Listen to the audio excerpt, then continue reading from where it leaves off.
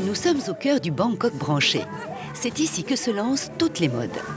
Je suis dans le quartier de Tonglo, le quartier où toute la jeunesse dorée aime se retrouver le soir pour sortir. Et la dernière tendance en boxe, c'est les bars à vin. Je vais mener ma petite enquête.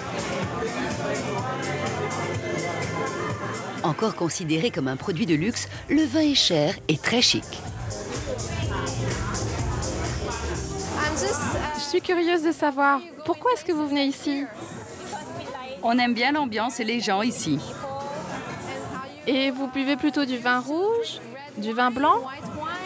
Moi, du rouge. Moi, j'aime le vin blanc. Pourquoi est-ce que vous aimez le vin? Parce que c'est bon pour ma peau. Ah, c'est bon pour la peau, c'est intéressant. Et qu'est-ce que vous avez choisi alors pour ce soir? Un vin chilien. Ah, du Chili? Oui.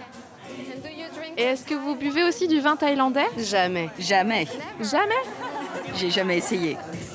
Merci beaucoup. Bonne soirée. Merci.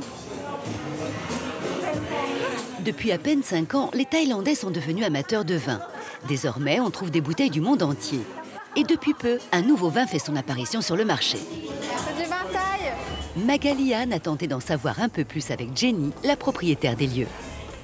Bonjour, comment vas-tu? Très bien, merci. Je suis Je Jenny. suis Magali, ravie de te rencontrer. Moi aussi. Merci de me recevoir. Je suis enchantée. Merci d'être venue. Alors Jenny, j'ai entendu qu'il y a une vraie mode des bars à vin à Bangkok. Ça a commencé il y a environ 2 ans. Avant, quand tu voulais boire du vin, il fallait aller dans les hôtels, les restaurants très chers ou ce genre d'endroits. Mais maintenant, la tendance a changé.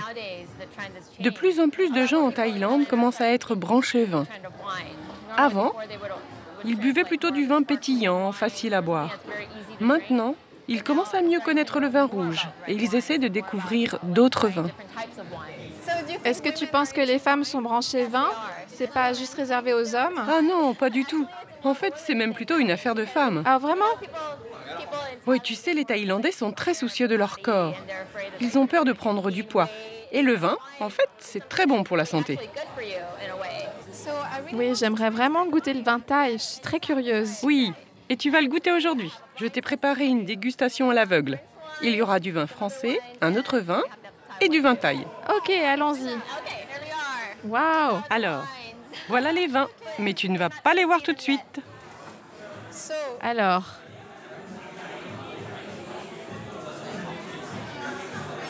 Ah, c'est pas mal. C'est assez fort. C'est bon, mais un peu fort. Celui-là sent vraiment différemment. La première gorgée est assez douce et après on sent le goût un peu terreux. Ok. Ah, celui-là est un peu épicé, non? Avec un peu de fruits. J'aime bien. Je crois que le vin français, c'est celui-ci. Celui-ci? Et je dirais que celui-là, c'est le thaï. Celui-là, le thaï. Celui-là, c'est le vin chilien. Ah, le vin chilien. Ah, j'ai tout faux. Et celui-ci, c'est le vin français.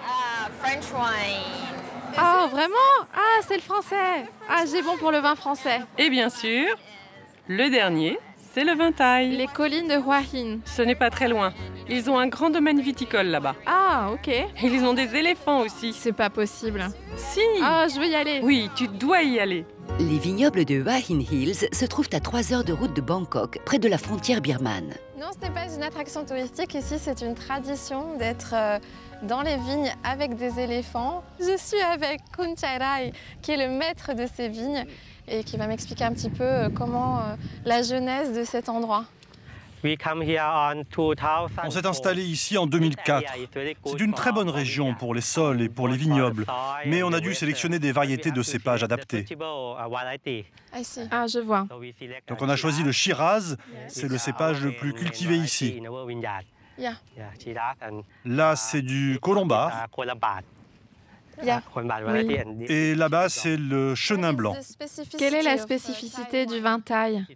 Le vin thaï est unique grâce au sol et au climat d'ici, qui sont différents de ceux des autres pays viticoles. C'est une viticulture tropicale, ce qui donne des conditions très particulières pour faire du vin. Concrètement, ça signifie qu'il pleut 1000 mm par an et que le climat est très chaud. Les températures peuvent monter jusqu'à 40 degrés. Pour le Shiraz, c'est très bon. Et comment as-tu appris ce métier? Parce que ce n'est pas un savoir spécifiquement thaïlandais. Nous avons un consultant allemand. Il vient très souvent pour nous former. Et pourquoi est-ce que vous employez des éléphants dans les vignes? Pourquoi est-ce que c'est si typique? Dans cette région du pays, il y a toujours eu des éléphants. Oh, je vois. Alors aujourd'hui, on les utilise pour promener nos visiteurs, mais il y a un autre intérêt. Ce sont leurs excréments qu'on utilise comme engrais naturel.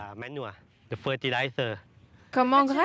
Les excréments des éléphants? Vous utilisez ça pour le vin? C'est bon pour le vin? Oui, c'est un très bon engrais. Ah, vraiment? Vous pensez que c'est le secret du vin thaï? Peut-être, mais il y en a seulement dans nos vignobles. Alors, quel type de vin allons-nous boire? C'est du Colombard cru 2011. Et ça vient d'où? Ah, il vient juste de ce cépage-là. Oh, d'accord. Bon, alors goûtons. En France, on dit santé. Ok, santé. Santé. C'est délicieux.